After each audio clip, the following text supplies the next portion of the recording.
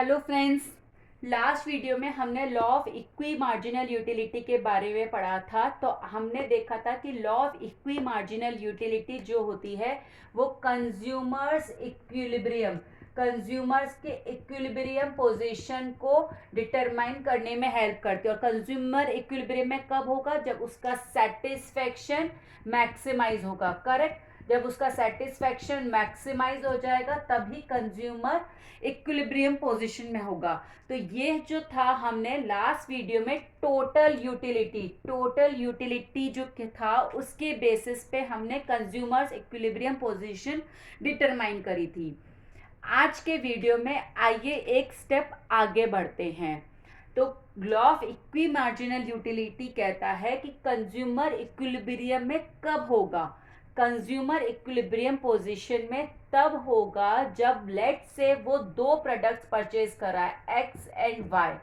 Okay, X and Y purchase कर रहा है तो एक्स कमोडिटी परचेज करने पे, एक्स कमोडिटी पे वो जो लास्ट रुपी परचेज कर रहा है, स्पेंड कर रहा है, सॉरी, लास्ट रुपी जो स्पेंड कर रहा है एक्स कमोडिटी से, उससे उसको जो मार्जिनल यूटिलिटी मिल रही है वो बराबर होगी वाई कमोडिटी से, जो वो वाई कमोडिटी के ऊपर जो वो अब लास्ट रुपी स्पेंड कर रहा है उसकी मार्जिनल यूटिलिटी के बराबर।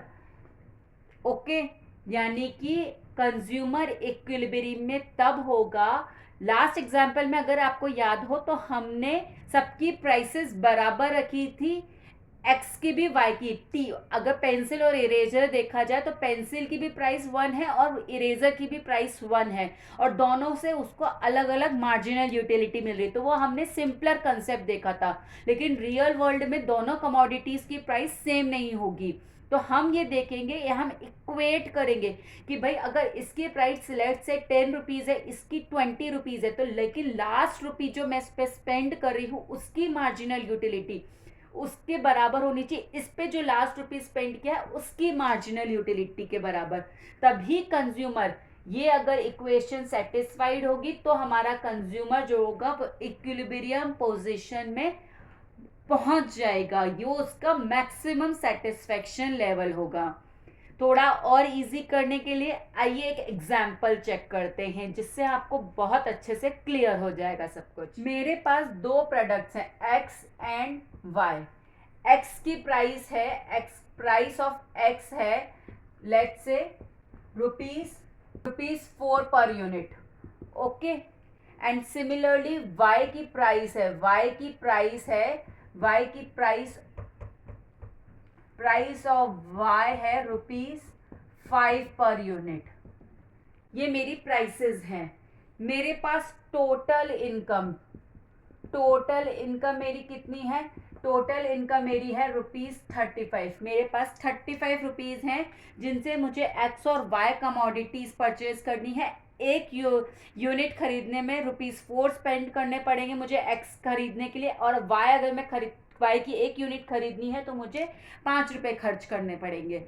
ओके, अब मैं देखती हूँ कि मैं कितनी कमोडिटीज परचेज करती हूँ। आइए इसकी एक टेबल देखते हैं। तो ये एक टेबल है जिसमें मैं देख रही हूँ कि मैं कितनी क्वांटिटीज, मैं 6 क्वांटिटीज परचेज कर सकती हूँ। एक्स की परचेज करूँ या वाई की? तो अगर मैं एक्स की एक यूनिट परचेज करती हूँ तो मुझे उससे 40 यूटिल्स की यूटिलिटी मिलेगी, और अगर मैं वाई की परचेज करूँगी एक यूनिट तो 55। इस तरीके से ये पूरी टेबल है जिससे मुझे कितनी यूटिल्स मिलती है एक एक कमोडिटी परचेज करने पे मुझे लिखा हुआ है। अब अगर हमने, आपको याद हो तो हमने देखा था कि MU x upon PX is equals to MUy upon PY। ये एक सिंपल सा फॉर्मूला मान लीजिए आप, जो कि ये जब इक्वेट होगा तभी कंज्यूमर इक्विलिब्रियम होगा, यानी कि लास्ट रुपी स्पेंट लास्ट रुपी की जो मार्जिनल यूटिलिटी है वो दोनों गुड्स की बराबर होनी चाहिए। तो आइए इससे हम लास्ट रुपी की मार्जिनल यूटिलिटी कैलकुलेट कर लेते हैं। तो यानी कि एक यूनिट परचेज करने के लिए मैं 4 रुपीज स्पेंड कर रही हूँ, तो जो लास्ट रुपी है MUx अपॉन PX करके कैलकुलेट कर लेते हैं उसकी मार्जिनल यूटिलिटी, यानी कि 40 डिवाइडेड बाय 4। ओके, तो 40 डिवाइडेड बाय 4 यानी कि ये मेरा 10 आ गया। सिमिलरली 36 डिवाइडेड बाय 4 9 हो गया। इस तरीके से 8 हो गया, 7 6 5।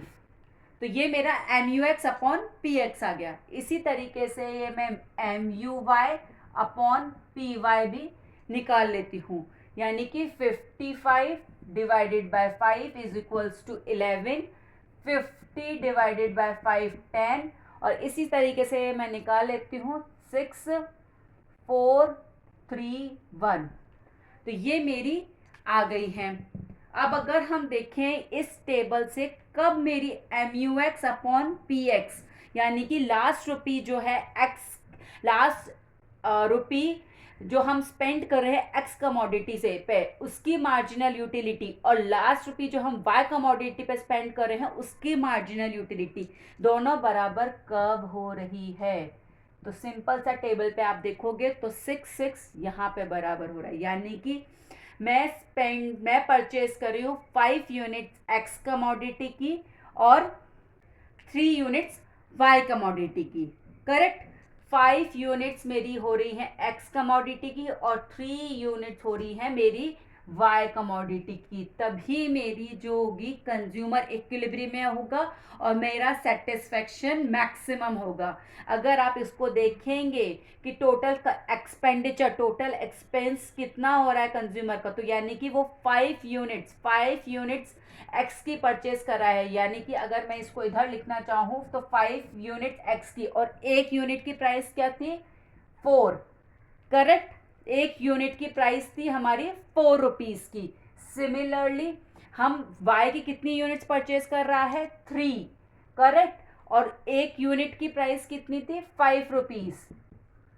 तो 5 मल्टीप्लाई बाय 4 20 प्लस 15 यानी कि 35, और 35 ही उसकी टोटल इनकम थी 35 रुपीज़, यानी कि उसने इतना ही पैसा खर्च किया जितनी उसकी इनकम है, और इसी कॉम्बिनेशन पे उसकी यूटिलिटी मैक्सिमम हो रही है।